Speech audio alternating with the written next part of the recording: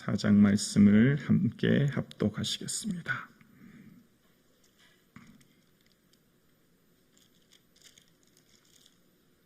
베드로전서 4장 말씀을 함께 합독하시겠습니다. 함께요.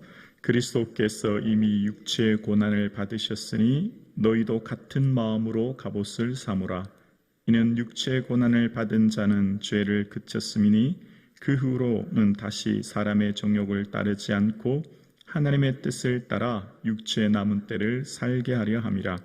너희가 음란과 정욕과 술취함과 방탕함과 향락과 무법한 우상 숭배를 하여 이방인의 뜻을 따라 행한 것은 지나간 때로 족하도다. 이러므로 너희가 그들과 함께 그런 극한 방탕에서 다름질하지 아니하는 것을 그들이 이상히 여겨 비방하나 그들이 산자와 죽은 자를 심판하기로 예비하신 이에게 사실대로 고하리라. 이를 위하여 죽은 자들에게도 복음이 전파되었으니 이는 육체로는 사람으로 심판을 받으나 영으로는 하나님을 따라 살게 하려 함이라. 만물의 마지막이 가까웠으니 그러므로 너희는 정신을 차리고 근신하여 기도하라. 무엇보다도 뜨겁게 서로 사랑할지니 사랑은 허다한 죄를 덮느니라. 서로 대접하기를 원망 없이 하고 각각 은사를 받은 대로 하나님의 여러 가지 은혜를 맡은 선한 청지기 같이 서로 봉사하라. 만일 누가 말하려면 하나님의 말씀을 하는 것 같이 하고 누가 봉사하려면 하나님이 공급하시는 힘으로 하는 것 같이 하라. 이는 범사에 예수 그리스도로 말미암아 하나님이 영광을 받으시게 하려 함이니 그에게 영광과 권능이 세세 무궁하도록 있느니라. 아멘. 사랑하는 자들아, 너희를 연단하려고 오는 불시험을 이상한 일 당하는 것 같이 이상히 여기지 말고 오히려 너희가 그리스도의 고난에 참여하는 것으로 즐거워하라.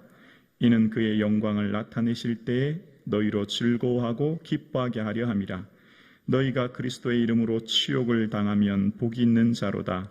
영광의 영 곧 하나님의 영이 너희 위에 계심이라. 너희 중에 누구든지 살인이나 도둑질이나 악행이나 남의 일을 간섭하는 자로 고난을 받지 말려니와 만일 그리스도인으로 고난을 받으면 부끄러워하지 말고 도리어 그 이름으로 하나님께 영광을 돌리라. 하나님의 집에서 심판을 시작할 때가 되었나니 만일 우리에게 먼저 하면 하나님의 복음을 순종하지 아니하는 자들의 그 마지막은 어떠하며 또 의인이 겨우 구원을 받으면 경건하지 아니하는 자와 죄인은 어디에 서리요. 그러므로 하나님의 뜻대로 고난을 받는 자들은 또한 선을 행하는 가운데 그 영혼을 미쁘신 창조주께 의탁할지어다. 아멘. 믿음은 예수님을 보여주는 삶이죠. 믿음은 그래서 삶의 모든 모습 속에서 사람들에 의해서 질문받는 인생이 되는 것이지요. 그래서 앞단락 3장에 보면 베드로전서 3장 15절에 너희 속에 있는 소망에 관한 이유를 묻는 자들에게 라고 얘기합니다. 어떻게 당신들은 그 엄청스러운 박해와 고난 가운데서도 그런 소망을 품고 살 수 있습니까? 라고 질문받게 된다는 거예요. 어떻게 하면요? 극심한 박해로 인하여서도 극심한 박해와 상황으로 있으면서도 욕을 당하면서도 맞대어 욕하지 않은 좋은 시민, 좋은 사환, 좋은 아내, 좋은 남편으로 살아가는 그들을 보면서, 그러니까 그들의 삶에 박해와 어려움이 있지만 그럼에도 불구하고 삶을 지키려고 하는 삶의 선한 행실을 보면서 질문하는 그들 향해 너희 속에 있는 그 소망에 관한 이유를 묻는 자들, 어떻게 하면 당신들처럼 그렇게 살 수 있습니까? 당신이 품고 있는 소망은 무엇입니까? 라고 하는 자들에게 항상 내 안에 있는 소망의 이유를 묻는 자들에게 대답할 것을 준비하라라고 이제 3장에서는 얘기하면서 이제 드디어 4장에서는 그리스도께서 이미 육체의 고난을 받으셨으니로 시작합니다. 예수님이 우리를 위해 고난을 받으셨대요. 그러면서 너희도 같은 마음으로 갑옷을 삼으라 라고 이야기합니다. 너희도라고 하는 그 원어에는 히메이스카이라는 단어인데, 이 두 단어가 있는데, 히메이스라고 하는 것은 너희, 너희들 이런 의미고, 도라고 하는 이 카이라는 말은 무엇도 역시, 무엇도 마찬가지라는 뜻이에요. 그러니까 예수님이 고난 받으셨으니 너희들도 역시, 너희들도 마찬가지로 고난을 받기에 마음의 갑옷을, 삶의 예수님에 대한 삶의 태도, 그 고난의 믿음에 대한 태도를 가져야 된다, 이렇게 얘기합니다. 여러분 생각해 보세요.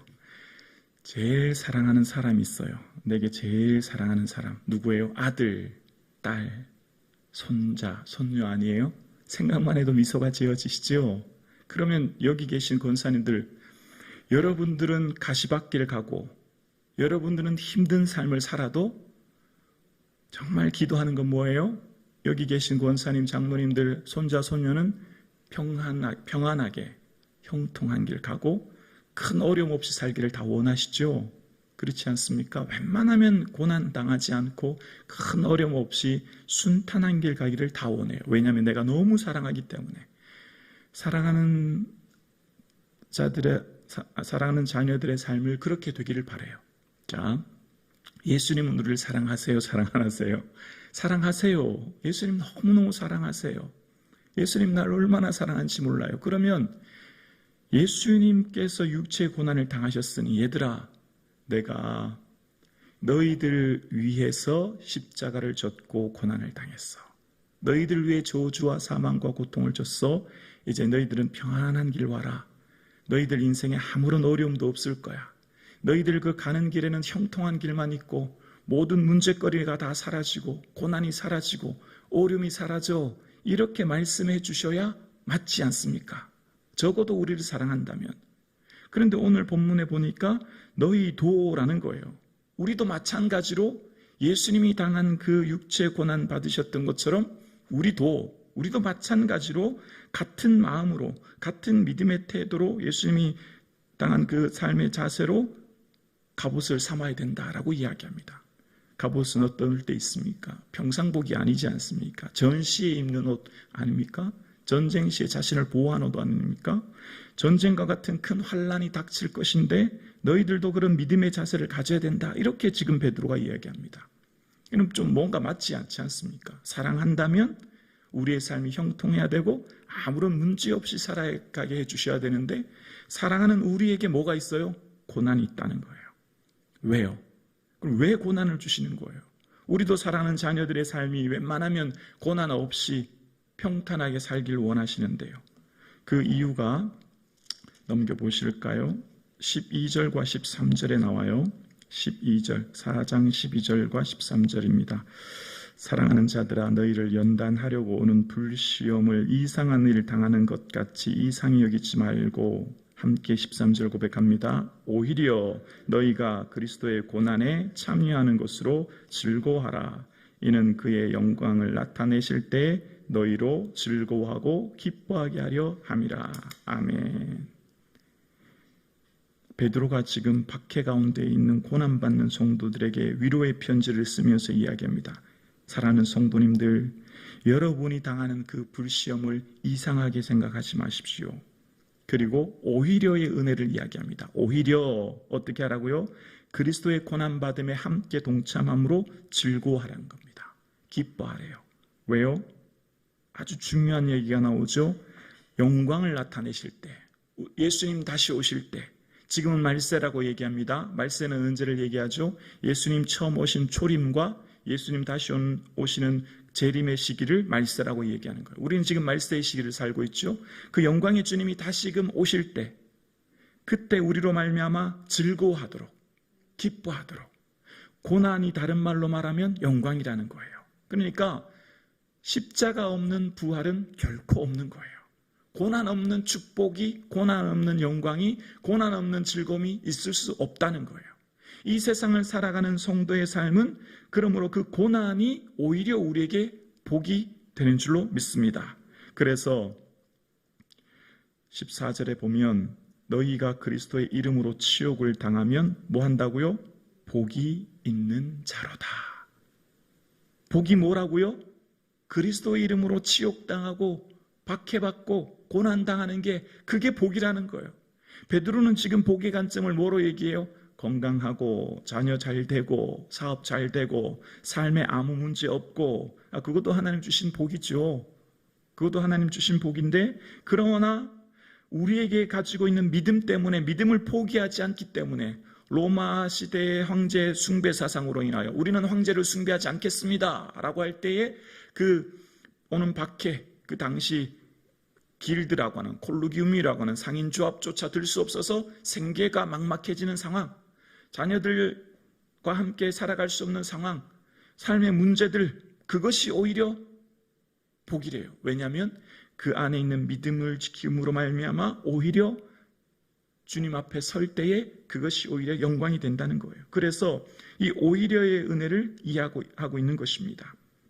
오늘 베드로는 우리 성도님들을 향해서 이야기합니다. 여러 가지 시험으로 말미암아 잠깐 근심되지 않을 수 없으나 오히려 크게 기뻐하도다.